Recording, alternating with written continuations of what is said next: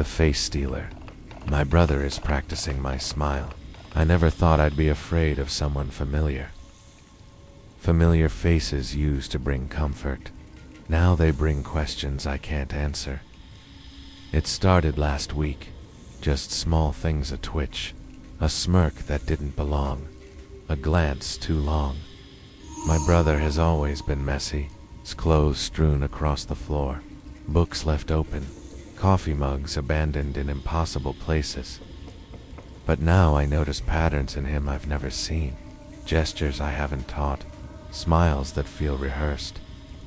He mirrors me when I walk past, not intentionally, not in obvious ways, but with subtle shifts, posture almost identical to mine. I told myself I was imagining it. Stress, late nights, paranoia lingering from the crawlspace episodes. I went to the kitchen. He was there, smiling, but the smile was slightly wrong. Two wide lips, stretched in a way I don't recall ever doing. I said nothing. My chest tightened. Something in me whispered to watch closely. The next morning, I noticed it in photos. Tandits I hadn't taken myself. Tandits, his expression frozen in a pose I had made hours before. I tried testing it, walking into rooms, pausing deliberately, gesturing with hands. T replicated everything, fractionally delayed, almost like a shadow. At dinner, he mimicked my fork movements, my tilt of the head, even the way I chew. I asked him once, casually, "You've been practicing something?" I realized then, he doesn't need to speak. Observation is enough. I spent that night awake, thinking, replaying every interaction, noticing every smile, every blink, every shift in weight he had copied. He's learning me, not just gestures, but timing, mannerisms, subtle inflections in my voice. It doesn't seem malicious yet. But the precision, the repetition, it's unnatural. By morning, I felt uneasy, paranoid, like my body was no longer entirely my own. I watched him in the mirror. The reflection caught both of us. I moved my hand. He moved his, ever so slightly after mine. I blinked once. He blinked a fraction later, not out of thought, but out of calculation. It terrifies me in ways I can't name. A brother shouldn't require this level of attention to mimic. The living room smelled faintly of iron and damp wood, lingering trace from the crawl space, though we live miles from it. I heard it then, a whisper, soft, almost in my own voice, but not mine. I turned. He was standing in the hallway, arms loose, head tilted slightly, rehearsing some unknown script. Every detail matched a movement I'd made hours before, unnoticed, but stored in memory I didn't know I gave him permission to keep. I went to bed, tried ignoring it, convinced myself exhaustion was to blame. I woke. Something stirred in the corner of my room. Not a shadow, not a sound, a presence. I could feel it mimicking my heartbeat. I watched him sleep, or thought I did. Tristros fell, slightly off, almost perfectly mirroring me, though we weren't side by side. The unease spread through my muscles like poison, subtle and unrelenting. It was intention, timing, essence. He had learned me. I tried to speak. My voice trembled. "Why are you doing this, Kay?" No answer. Only a grin, almost like the wrong version of my own. I left the room, bathroom light flickering faintly. Kay followed my reflection in the mirror, lips moving in unison with mine. I backed away, heart hammering. The grin stayed. I realized sleep would no longer be refuge. The mimicry followed, patient, calculating. I spent the night awake, watching, breathing quietly, listening to the subtle sync of his movements. By morning, I felt smaller, diminished, as if my life had been measured and copied without consent. Attain. And I knew tonight, when darkness returns, it would get closer. It's practicing something I may never recognize until it's too late. He's wearing my expressions wrong. Face Stealer, Part 2. I woke to the sound of movement before dawn. Soft, deliberate, precise, like a mirror practicing my gestures in the dark. The room smelled faintly metallic, a coppery trace I couldn't place. But it reminded me of the crawl space, of soil and wet earth. I lay frozen in bed, counting breaths, every inhale careful, every exhale intentional, knowing he would match me without hesitation. When I finally opened my eyes, he was standing across the room, grinning faintly, copying my yawn, the tilt of my head exactly, too perfect. I tried to speak, but my voice caught, cracking in the silence, and his lips moved simultaneously, echoing my words without sound. Every subtle motion I make, fingers, feet, even my blinking is mirrored by him, always slightly delayed, precise enough to unsettle, canny enough to terrify. I watched as he sipped water, duplicating the tilt of my wrist, the curl of my fingers around the glass, lips brushing the rim exactly like mine.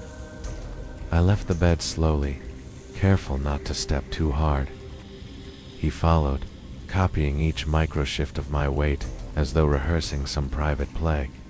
I went to the mirror, needing confirmation I wasn't losing my mind, needing to see if the reflection matched him or me. It didn't. Both of us stared back, two versions of myself, two versions of gestures, one slightly off, one slightly wrong. The wrong one smiled when I frowned. The right one blinked when he kept his eyes wide. I reached for the light switch. His hand mimicked mine, hovering a fraction behind, shadowed, deliberate. I thought I understood mimicry before. I was wrong. This is more than copying. This is ingestion, absorption of my patterns, my essence. I backed away from the mirror.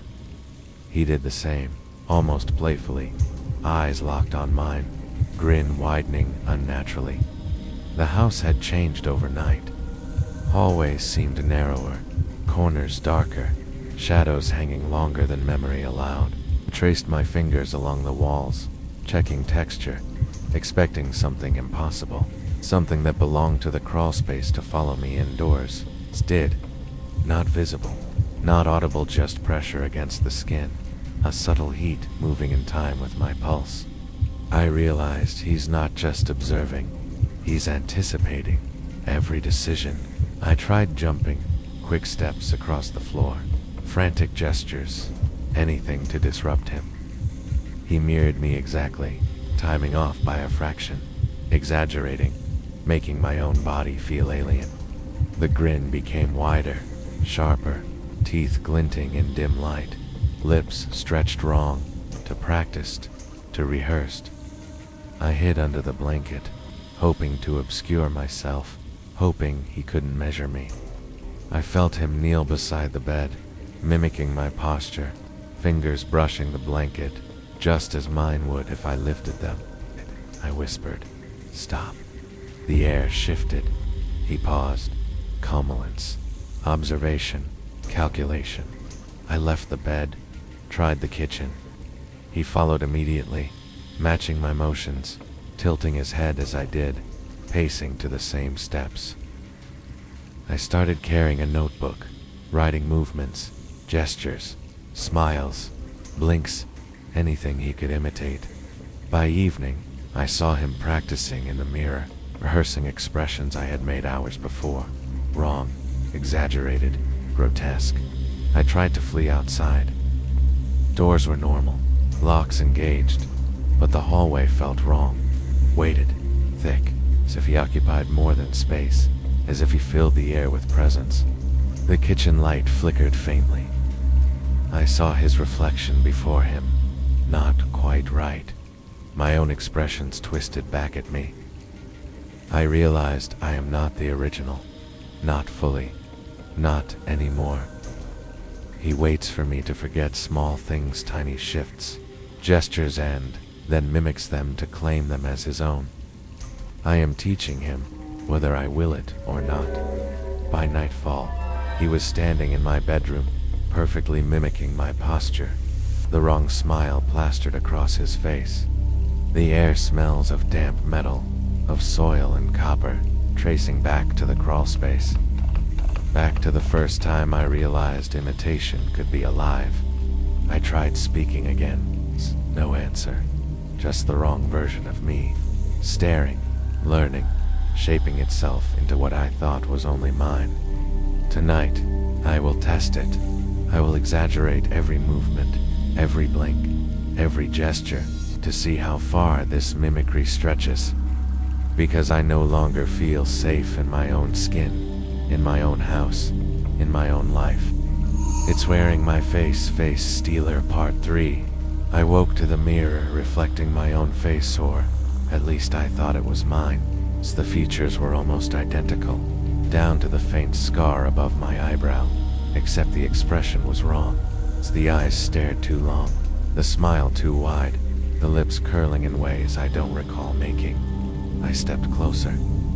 The reflection didn't blink in sync, but yet, behind me, I heard faint movement, soft, deliberate, echoing my own steps. The air smelled damp, coppery, like something buried and alive. I turned slowly. He was standing in the hallway, face hidden in shadow, mirroring my stance exactly. I moved a finger. His finger lifted a fraction later, exaggerating my motion, mocking me silently. I touched my own cheek. He did the same, but his skin glistened in ways mine never had. The mirror reflected both of us. It's two versions of me, one wrong, one increasingly unsure which is real. I stepped back. He mirrored the motion perfectly. I tried to run. The hallway stretched impossibly long. Each step met by him, matching, predicting, overwhelming. I stumbled into the living room. He followed, sliding effortlessly, body bending unnaturally to mirror mine. The lights flickered, casting long shadows across the walls. His shadow, mine, overlapping, twisting, heard soft laughter, faint but unmistakable. Not mine, not his. Somewhere in between, I grasped the armrest of the couch. He mirrored me, but his grip was tight, fingers elongated, nails sharp. I realized he had learned my micro-movements, tiny shifts in balance, breathing patterns, subtle posture adjustments. Everything I did was cataloged, studied, rehearsed for him to wear as his own. I raised my hands. He did the same, but faster, more fluid, more precise. I screamed, but the sound barely left my throat. The house swallowed it. He stepped closer, face now fully visible. My face, but twisted, warped, a grotesque mockery. I backed away. He advanced in perfect mimicry, limbs folding impossibly to fit the space. I stumbled into the kitchen. Reflected in the knife's blade, I saw him behind me, smiling with my lips, my expression, my eyes. I tried hiding. He found every shadow I ducked into, tilting his head in mock curiosity. I sat on the floor, knees drawn up. He crouched, matching me exactly. I reached for a glass of water. He did the same, faster, sharper, almost predatory. I realized he doesn't need to move. Presence alone reshapes the space. I whispered my own name. He repeated it silently, lips moving without sound.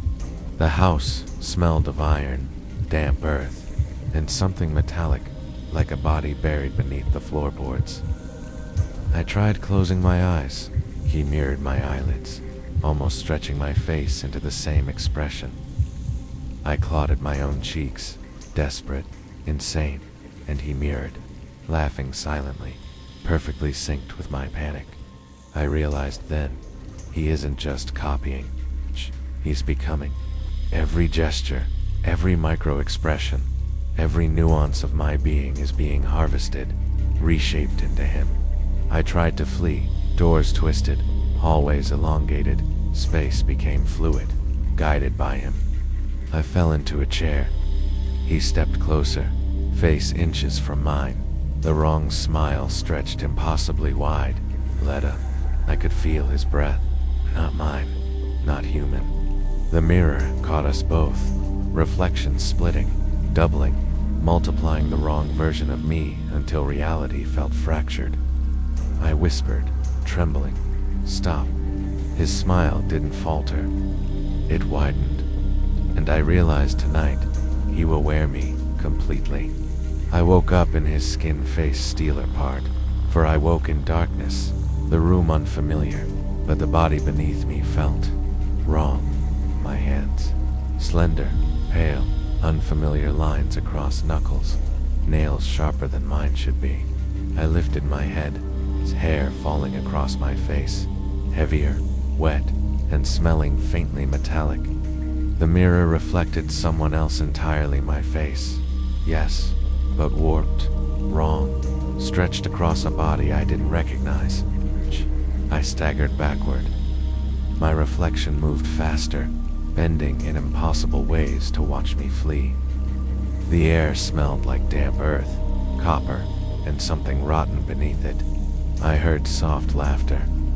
Not mine, not entirely his, somewhere in between, somewhere impossible. I touched my own cheeks. They were smooth, yet foreign, pliable in ways mine never had been. A shadow moved across the room, folding itself into shape him. No, me, or something worse. He grinned, perfect mimicry now complete, but the expression was exaggerated, grotesque, monstrous, ran, limbs awkward, body uncooperative, as though I were wearing someone else's skin. Doors that should open refused, hallways stretched, bending reality with his presence. Every step I took, he mirrored, but faster, fluid, unnatural, as though gravity favored him. The mirror multiplied our forms, reflections splitting, twisting, becoming infinite versions of wrong faces. I clawed at the walls, trying to ground myself, but each touch met air that wasn't empty, pressure that belonged to him. I realized the mimicry is complete. Not just gestures, not just micro-movements, he has become me. I stumbled into the bathroom, freezing at the sink. My reflection now fully belonged to him. I raised my hands, trembling. His hands raised identically, inches behind mine, knuckles cracking, nails sharp. I whispered, "What have you done?" The reflection smiled wider, tilting its head like it had rehearsed my voice, my panic, my terror. I backed into the shower. Water ran, hot, but my body shivered with more than cold, it was unrecognition. I tried speaking, calling my name aloud. The sound echoed wrong, muffled, as if filtered through another consciousness. It touched my face again, smooth, warm, alive but not mine. Good laughter rose, surrounding me, coming from every reflection, every shadow, every corner of the room. I stumbled to the bedroom. The bed was empty, yet I felt him, me, us, waiting. I looked down at my hands. They weren't mine. They had been sculpted, formed by imitation, by obsession, by whatever lurked in him. I screamed, a sound swallowed by the house itself, reflected back as a distorted, high-pitched version of my own voice. I spun, searching for my body, searching for reality, but every room, every mirror, every shadow contained him, my face, my body, my existence, stolen. I fell to the floor. Pressure rose beneath me, familiar and alive. The crawl spaces echo from years ago, now inside me. Hallways stretched impossibly, walls bending, corners twisting, guiding me toward him, toward myself. He stepped from the shadows, perfect mimicry, every inch calibrated, expression exactly mine but wrong, grotesque, exaggerated. I realized with absolute certainty, I am no longer the original. I am the copy. He is wearing what I once called my life.